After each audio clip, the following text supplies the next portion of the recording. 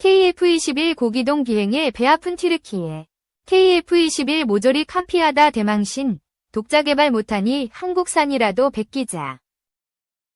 한국형 전투기 KF-21 보라매가 올해 양산을 앞두고 중요한 비행시험을 성공적으로 수행했다고 방위사업청이 31일 밝혔다. 지난 1월 12일 KF-21 CJ 2호기는 경남 사천 남해상공에서 고바등각 조종 안정성 비행시험을 성공적으로 수행했다. 이번 비행시험은 KF-21 저속 고바등각 상태에서 조종력을 상실했을 때 조종력을 다시 회복할 수 있는지 여부에 대한 확인을 위해 수행되었다. 바등각이란 항공기 날개의 시위성과 공기 이동 방향이 이루는 각으로 동체 앞부분을 상하로 움직여 공격할 수 있는 각도라는 의미에서 공격각, 앵글 오브 어택이라고도 불린다. 통상 실용 영역에서 전투기의 바등각 한계치는 50도 정도로 알려져 있다. KF-21은 이번 비행시험에서 상승각을 최대 약 70도 유지한 채 고도 약 38,000피트, 약 12,000m 이상까지 비행해 저속 약 20kcas 미만 상태에 도달한 이후 안정된 조종 상태로 복귀하는 데 성공했다. 이번 비행시험은 위험도가 높은 만큼 안전을 위해 스핀 회복 장치를 KF-21 뒤쪽에 장착해 진행했으나 실제로 사용하지는 않았다. 스핀 회복 장치는 조종간으로 비행 제어가 되지 않을 경우 최후의 비상수단으로 낙하산을 펼쳐 스핀을 회복하는 장치다. KF-21은 우리나라와 인도네시아가 공동 개발 중인 4.5세대급 전투기로서 2016년 사업이 시작됐고 지난해 6호기까지 모든 시제기가 비행에 성공했다. 이후 초음속 비행, 공대공 무장분리 시험 등의 시험을 통해 최초 시험 평가를 완수했으며 잠정 전투용 적합 판정도 받았다. KF-21은 강력한 공대공 미사일인 미티어를 아시아 최초로 장착할 예정이며 최첨단 기술의 집약체인 능동위상 배열 AESA 레이더를 국산화에 활용할 예정이다. 대한민국 공군은 2026년 이후 KF-21이 양산되면 120여 대를 도입해 전력화한다는 계획이다.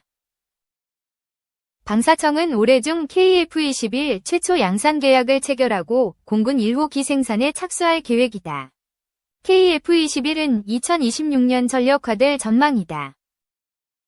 2. 시리아 아라사드 정권 붕괴 불똥. 이란 중국도 타격. 3년째 이어진 우크라이나 전쟁과 팔레스타인 하마스 기습으로 촉발된 1년 2개월 가자 전쟁이 뜻밖의 시리아의 변화를 먼저 초래했다. 시리아의 아라사드 2대에 걸친 53년 철권 통치 붕괴가 국제정치의 나비 효과를 새삼 일깨운다. 아라사드 정권을 뒷받침해온 러시아 이란에게 타격이자 1대1로 차원에서 중동 지역에 공을 들여온 중국에게도 충격이다. 향후 러시아, 중국, 이란, 북한의 밀착은 한층 불가피해질 것으로 보인다.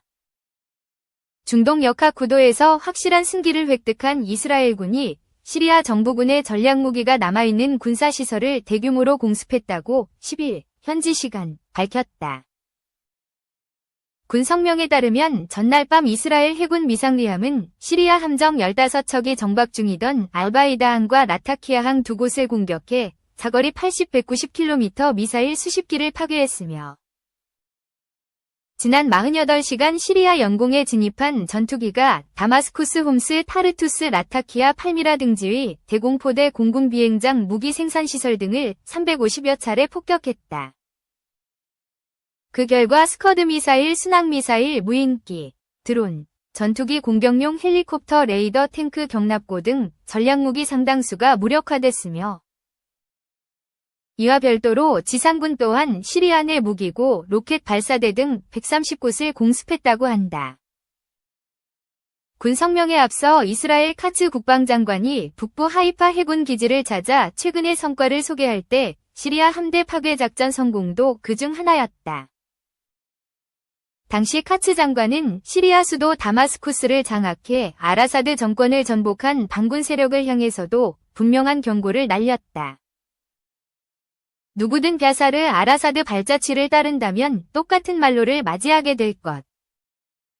국경 바깥에서 극단주의 이슬람 테러 단체가 이스라엘에 유해한 행동을 하는 것 역시 허용하지 않겠다. 위협을 제거하기 위해선 무슨 일이든 하겠다고 강조했다.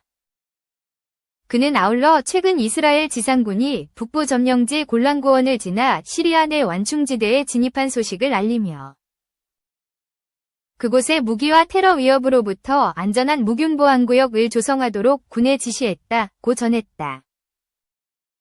무균보안구역이란 이스라엘 정치권 용어로 일종의 완전 무결한 안전지대를 뜻한다.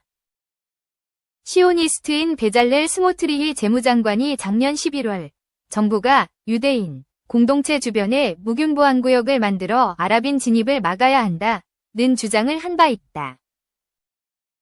전날 이스라엘 전차부대 등 지상군 병력이 완충지대를 넘어 시리아 수도 다마스쿠스 부근까지 침투했다 등 일부 보도는 전면 부인됐다.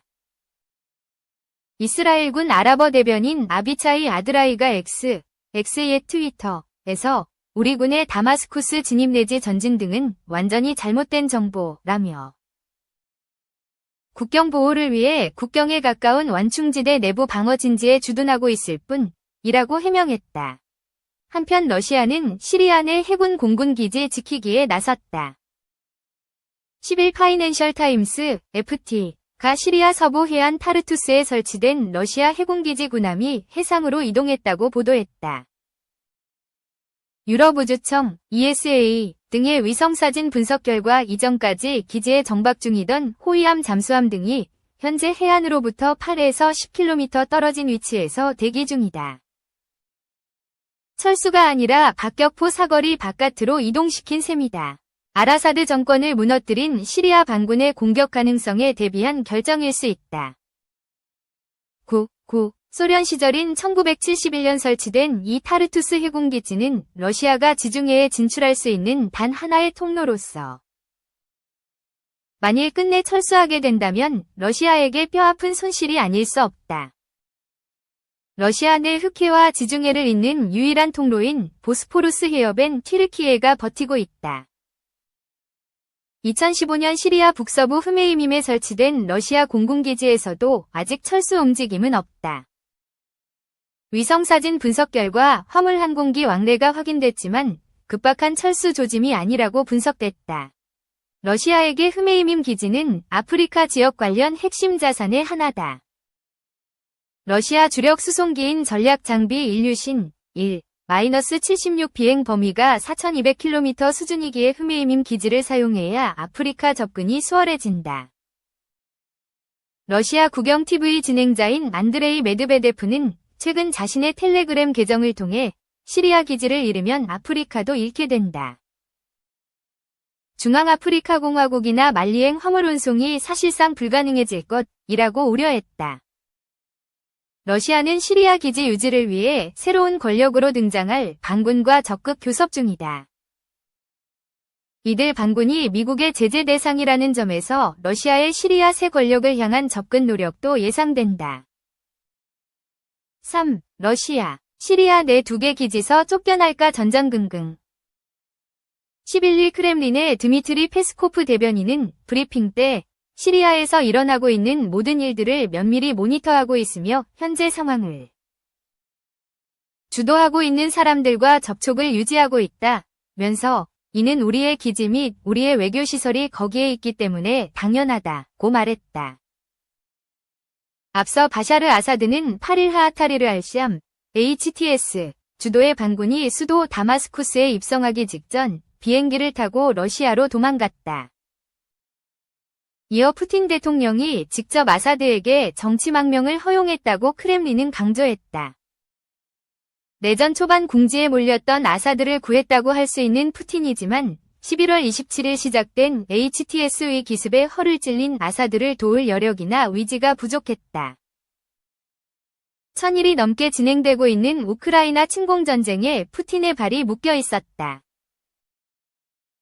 대통령이 2015년 9월부터 바샤르 아사드 대통령 정부군을 대대적 공습 지원으로 도우면서 시리아 내전 전세가 뒤바꿔졌다. 영토 20% 정도에만 영이 통하던 아사드는 2년 안에 유프라테스강 서반부의 90%, 전체 영토의 60%를 수복하기에 이르렀다. 아사드는 큰 공을 세운 러시아에 군사기지 2곳을 갖다 바쳤다. 지중해를 바라보는 라타키아주에 위치한 타르투스 해군기지와 흐메이밈 공군기지다. 타르투스 기지는 1977년에 러시아가 건설한 곳이지만 2015년에 러시아에 49년간 임대되었다. 러시아는 유일한 해외 기지이자 지중해 기지인 타르투스를 전함 및 잠수함 정박뿐 아니라 중동 및 아프리카 영향력 확대의 병참기지로 활용했다. 시리아 반군의 대대적인 공습을 벌인 러시아 공군 전투기들은 조금 안쪽으로 들어간 흐메이민 비행장을 곧 전용 공군기지로 개발해서 역시 49년간 임대받았다. 푸틴은 미군과 마찬가지로 2014년부터 기승을 부리는 이슬람 국가 이즈, 소탕을 구실로 시리아에 공군을 파병했으나 공습 타겟은 이즈가 아니라 시리아 반군이었다. 이번에 아사드를 무너뜨린 HTS도 2016년 출범 후 이들립주에서 러시아의 끊임없는 공습에 시달렸다. 흐메이민 공군기지는 한때 러시아 공군이 수만 명 주둔했으며 푸틴은 2017년 12월 전격 방문해 이들을 의무했다.